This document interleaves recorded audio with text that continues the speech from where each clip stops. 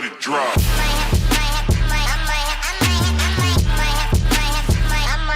Let it drop. Hello, Southwest Louisiana. My name is Marcus Simmons, aka Chachi, And I'm Consuela Sway Gaines. and welcome to another episode of From Change to Change. And today we have an awesome guest and new member of Vote, Andre Kelly. My brother, how you doing, Chachi? I'm fine, brother. Good. Thank Pleasure you for to have having you. me. Miss Consuela, how you doing? I'm doing pretty good. I can't Good. complain. And we are so excited to have you here with us today. Good. Looking forward to finding out more about you. I mean, we have talked a little bit, but not much. And so today, I guess we can start off with finding out a little bit more about Andre Kelly. So, could you start off by just sharing with us, what was your upbringing like? What's your background? So funny thing, I seen the interview that they did with Chachi, and that bathroom brought back memories because I'm from the Truman area, and so I could identify with this story. And so my background, to be honest, I grew up in total dysfunction. Chachi had very familiarity of a lot of my family members, but even though coming up in an environment of dysfunction, with a skewed out view of what life really was, even from a kid, I already knew that this is not normal. And whenever dysfunction sets in and it becomes normal, now at that point, you are very toxic and you are filled with a whole lot of trauma. And coming up, just seeing a lot of the dysfunction, Chachi, I made up my mind. I said, you know what, when I get old enough and I have kids, I refuse to raise my family in an environment that is dysfunctional. Not the people. People adapt to what is dysfunctional around them, but it's here. And so I found out that people are people. There's no good people or bad people. But our thought process is what is designed and is shaping and molds us to make certain decisions and to act a certain way and develop that as we get older, and then it become a part of us. And then before you know it, the makeup of who you are has been shaped and molded by the dysfunctional thought process that you have been around. And so I knew from a kid that this is not, it has to be a better way. So at which, what, if you can remember, what specific event took place that made you really make up your mind, I don't want to do this anymore. I need to change. I need to at least make a change in my environment. In my environment. My first daughter. I was a dad at 16. I was a junior in high school. I was a kid myself. But once again, when that took place, that thought came back. I don't want to raise my daughter the way I grew up. Now, don't get me wrong, bad habits takes a while to... Right. You understand what I'm saying? To ditch, yeah. To ditch and overcome. I had no tools or the wherewithal on how to overcome, any of that. And so, at that point when my daughter was born, I say, man, it has to be a different way.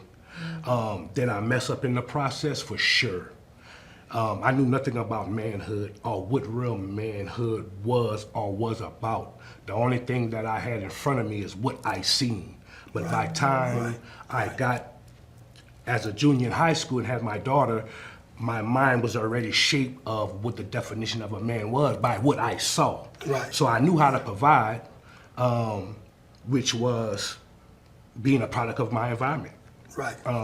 And because I became a product of my environment, that's the way I knew how to provide, which caused me to live a life that has major consequences. Right. So you misconstrued it, providing with leading. Yes, sir. Yeah.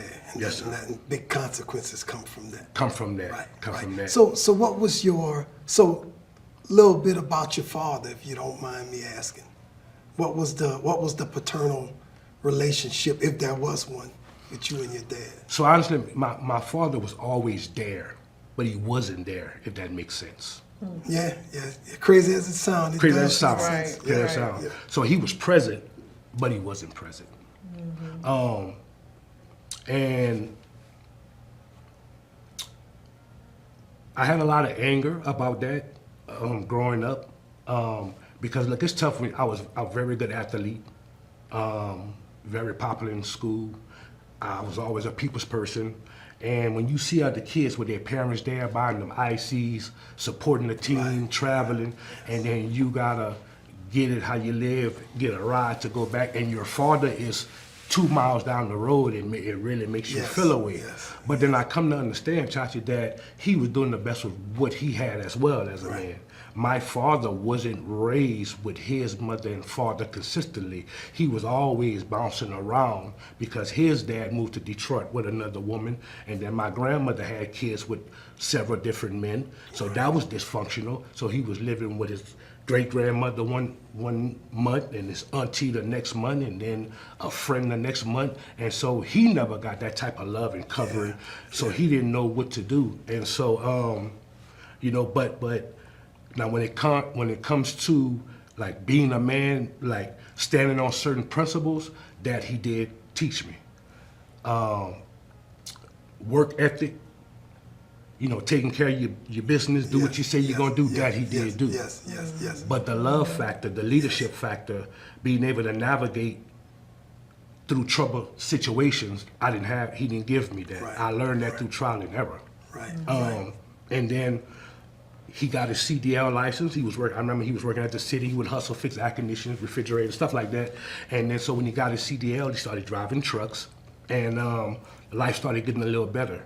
And so once he purchased his own truck, now his finances, went from here to here, because now you're on another level. But then at that point, him not having nothing in life ever, when he did start making money, now he making up for himself for everything that he didn't get. So he still wasn't, now don't get me wrong, provision, we had a place to stay, food to eat, clothes on our backs for sure, but he didn't make no initial investments into his son that most fathers would, that had the wherewithal, that was raised that way.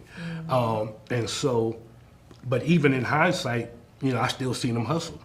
I still seen him, provide and stuff like that, but provide with a rod and an iron fist. I couldn't question my father.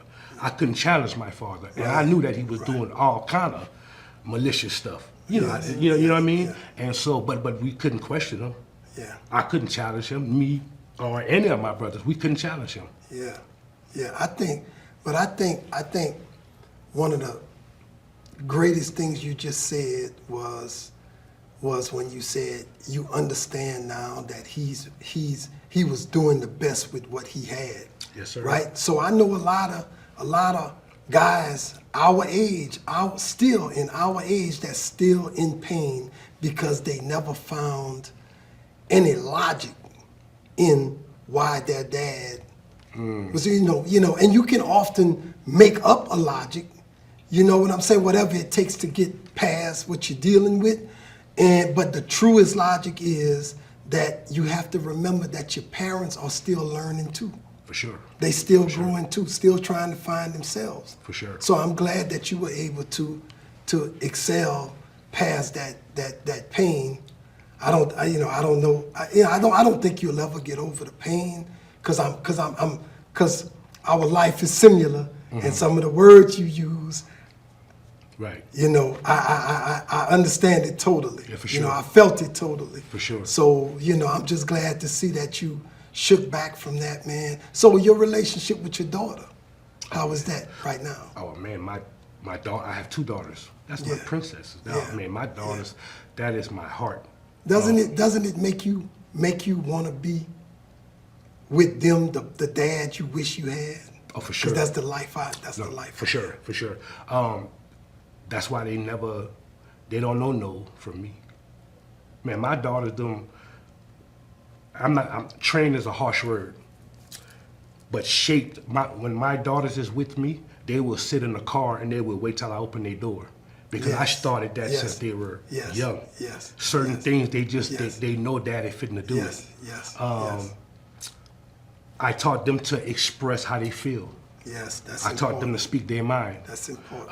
I taught them to be in touch, have that emotional intelligence, so that way they could identify what's triggering them. The young man that y'all had on the episode before talked about, y'all was talking about trauma and triggers and how it leads to incarceration and stuff like Yes, that. yes, yes. And I made sure that my kids, much as possible, didn't have to go through no trauma. But the trauma that they went through was different from mine. Their trauma is social media, Right. a false lifestyle. Right. And Yes. so, Yes. but other than that, man, I'm blessed. My youngest daughter just got married at 21, purchased her first house. My oldest daughter is an LPN at Ashna Hospital in New Iberia, and she's going back to school to be a RN. She graduates in December from McNeese.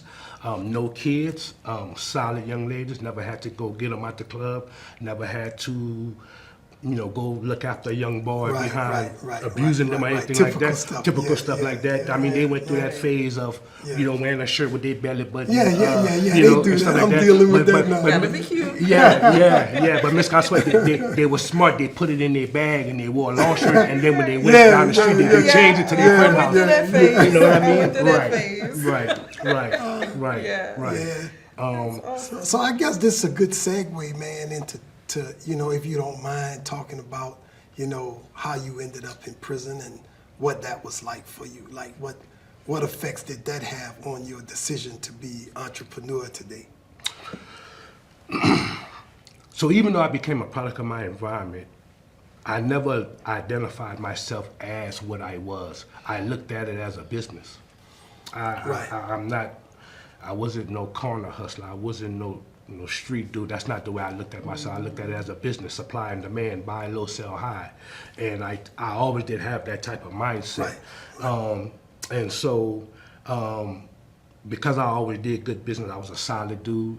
I made good relationships and stuff like that.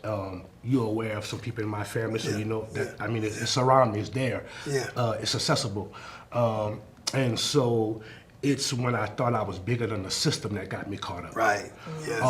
And so, remember the movie Minister Society? Yes, yes. Kane had the Mustang, and I had one like that. I had a Mustang drop top. I love that car, and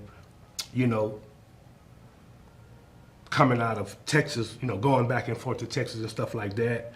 I'm young. I mean, at this point, I'm 19.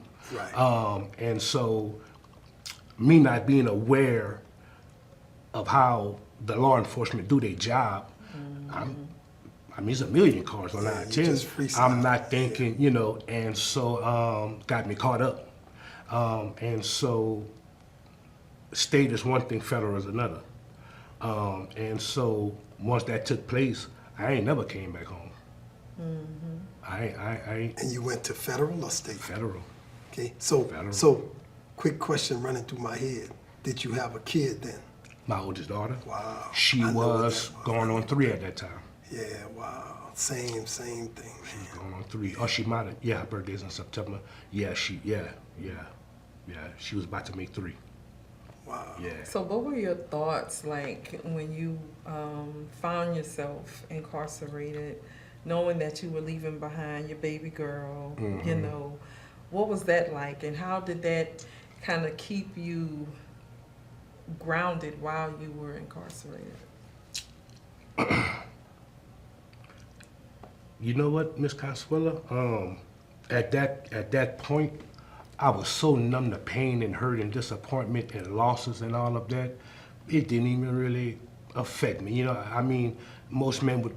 I seen a bunch of them break down and stuff like break the phone. You know how they go, Chachi, and stuff like that. I took my lick. I tried not to think about it. So what I did was I numbed the pain with education. Yeah. I mean, I read every book that didn't have nothing to do with nothing, and everything that had something to do with something that I had access to. And so I made sure that I connected myself to people that had a plan to do the right thing once they was Yes. released. And so I learned about stocks, bonds, business, investments, developing relationships, being strategic about what you're doing, like a roadmap, a picture. You know what I mean? I learned about science, the stars, moons, financial literacy for sure. Self-development. That's my self-development. That was big as well. How to control your emotions, how to navigate your emotions, how to think half full and not half empty. Yes. How to have dominion Yes. over Yes. what your thoughts is. So that was big for me. So I needed that because you have nothing but time. Yes. Yes, yes. You have So it to- seems like, the prisons always like to claim that they offer rehabilitation, Yeah. but you sound like you were self-rehabilitated. Oh yeah, 100%. No, I no, they tell you that, but I don't think we there yet in America as we consider like true rehabilitation. Do they have programs accessible? Yeah, they do. Is it structured correctly to the best of their ability? Do we have access to information? Sure we do. I think with that, it ain't a system that's gonna rehabilitate anybody. It has to be the individual that wants to be rehabilitated themselves. And so that's what I did. I learned about architecture. I learned about, building houses. I learned about, when you buy something, you the borrower, and then the bank is the lender. Then I learned that the bank, the lender, they sell your loan to the investment bank. Then the investment bank sell your loan to the investor. And so people wonder why their house note go from $1,000 in January in 1 year, then by the next year it done spiked up, another $1,000, Right. in the system. And so all of those things compiled together that I learned, I made up in my mind that when I come home, I was gonna apply that. Right. And so one thing my father did do that I'll always be grateful for, once I came home, he bought me my first 18-wheeler. Right. And that's when life changed. I never looked back. Right. I never looked back. And then I even took that further than what he did, not just owning my own truck. You can own a truck, but then you have to you don't have to, but most people attach themselves to another company.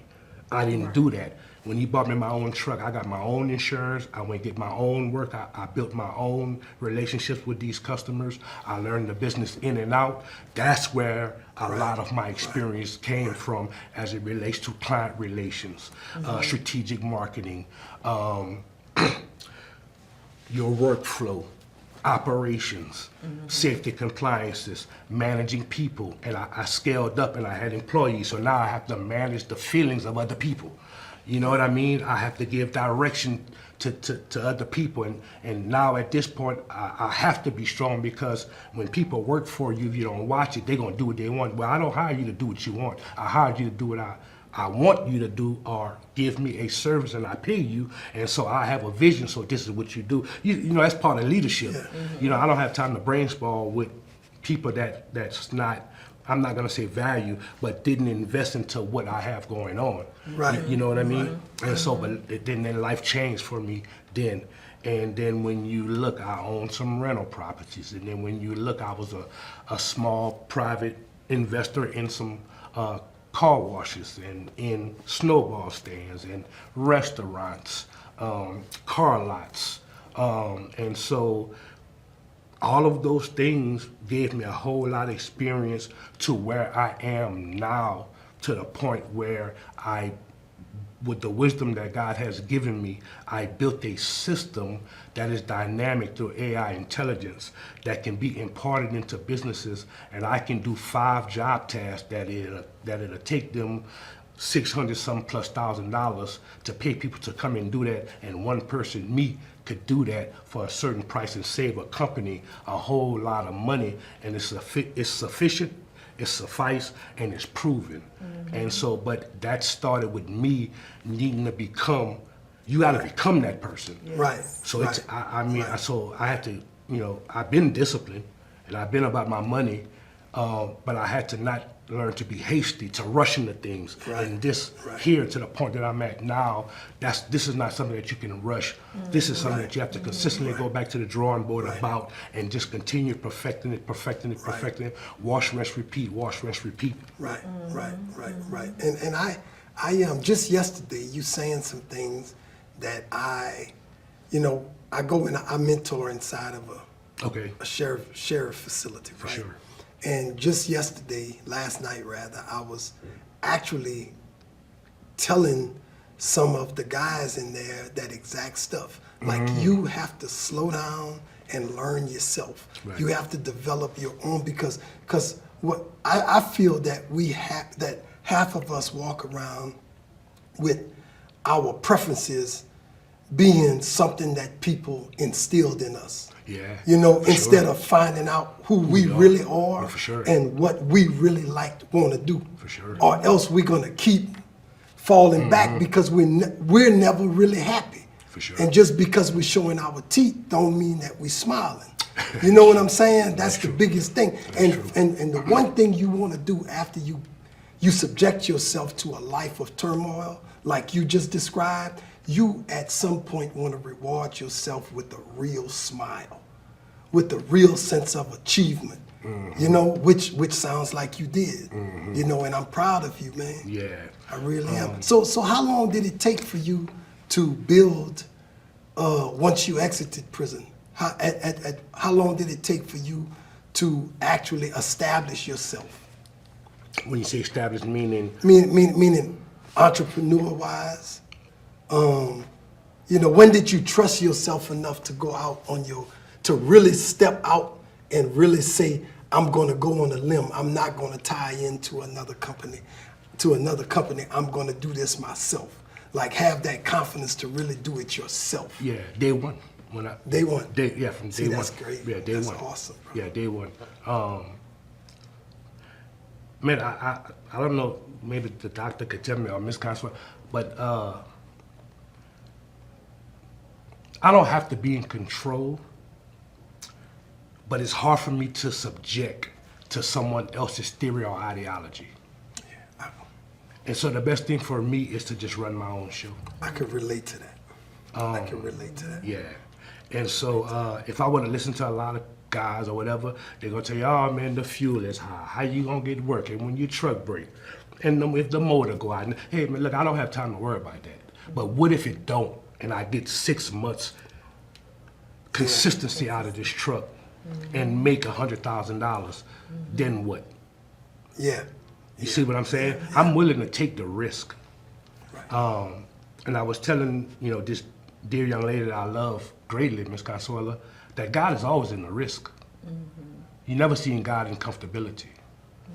Always in the risk. That's why it requires faith to believe in Him. Because it's risky. It's that which we don't see. And if most people that you and the educator was talking about in the last podcast, if that can pierce through their mind, if they could ever get to the point where they see it like that, a whole lot of trauma we suffer with, a whole lot of anxiety, a whole lot of mental health, a whole lot of baggage, trauma, triggers, past wounds, scars, a lot of that would be sealed up because once we put our faith in something that we can't see and really believe that and God grounds us and root us, there's no stopping you. I don't care what happened in my past, that's the past. It ain't got nothing to do with today. Right. Just because I might have got shot 8 years ago or shot somebody, that don't mean that somebody gonna shoot me now. You understand what I'm saying? Yeah, it reminds me of, kind of like when I realized who I am, when I learned who I am and whose I am. Right. That was it. There was no turning back for me. There was no stopping me. And I kind of picked that up with you. When you learn who you are Right, for sure. and whose you are, Sure. you took off. No, for sure. I like to call that finding the God in you. Yeah. Yeah, when you get in touch with the God in you, you realize that, man, you really are unstoppable. Only you can stop yourself. That's it. Get in your own way. For sure. And that's what we do. We stop ourselves. It's no government, it's no law, it ain't no legislation. It ain't the man holding us down. It ain't my brother, it ain't my sister, it ain't my environment, it's us. Yeah, It's us. that's true. One thing about God is that he gives us a wisdom that surpasses what we can naturally think or expect, and he'll teach us how to navigate through any system that might be designed to come against you. That is And real. you have everything that you need. Yes, ma'am. You already have it. You already have it. Yes, ma'am. Yes, That's the part that a lot of That's the folks part. are missing. That's right. You already have every skill, every talent that you need That's to right. succeed. To You succeed. have it. It's just a matter of, like you said, Develop. That's right. we stop ourselves from doing a lot of things. No, we do. We get in the way No, we of do. ourselves. We do. Just like the fight that we all fighting with vote. I mean, a lot of that stuff we fight is heart posture with the people, with the system. It is. It ain't about their title and their position. It's all heart posture. It's heart It posture. is. You know what I mean? And for me, I'm a big fan. If we're not at the table along with them, how could we get anything done? That's exactly right. That's exactly right. Same rule in business. Business people hate talking to their customers. They hate calling them. You know why? Because they feel if they call their customer, they're going to gripe or complain about something. No, man, you ought to be in constant communication with your customer, somebody that's paying you for a service or a product. The fastest way to scale up business is to find out what they deem to be valuable about your service or product and what they would like to take out. And you take out what they dislike and you keep the things that they like, and then every customer you get, you find that out and you shape and And you you make it mold better. your business Business under model. that. Yeah. Your business model under that, right? It's not so much the marketing, because to scale a business, you have to have marketing, eyeballs in front of your brand, then you have to have a system, then you have to have a skill. Your marketing brings your traffic and your customer base. Your system makes them buy into whatever it is that you are marketing to them, and your skill makes you fulfill the task. Right. But just because we have a system and the customer spend money with us, that don't mean they don't find a gripe in what we are giving them. Right. Right. That don't mean they satisfied all the It time. don't mean they're satisfied. But if they spending money with you for a product or a service, just like Vote itself, it's a product. It's not a service, it's more of a product, meaning that we are standing on what is right. It's not about black or white people, but we stand on what is right as it relates to humanity. But listen, humanity is humanity. Everybody's in alignment in what's beneficial to them. So they can care less about what's beneficial to someone else, black, white, Chinese, or Mexican. Right, right. You know what, Andre? This time goes by extremely too Yes, fast. ma'am. Yes, ma'am. Yes, ma'am. It Yes, does. ma'am. Yes, ma'am. But thank you so sure. No, much. no, We for gotta sure. bring you back. Oh, yeah, of course. Well, 'Cause you know, I'm I back. see Yeah, we could sure. go on many topics Yes, many with topics. you. Yes, We ma'am. gotta Yes, ma'am. most definitely bring you back. For sure, Thank you for so sure. much for joining Yeah, us. for sure. And we look forward to you in this work with us. For sure. Yes, For sure. yes. Yeah, Chachi keep me here.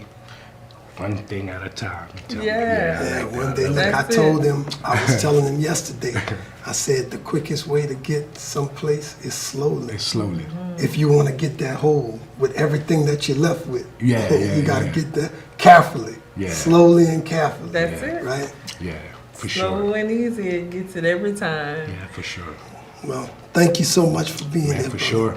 Glad you had me. Yes, for sir. sure. Miss Consuelo, my queen. Yes, Thank ma'am. you. For Thank sure. you. And thank y'all for tuning in to From Change to Change.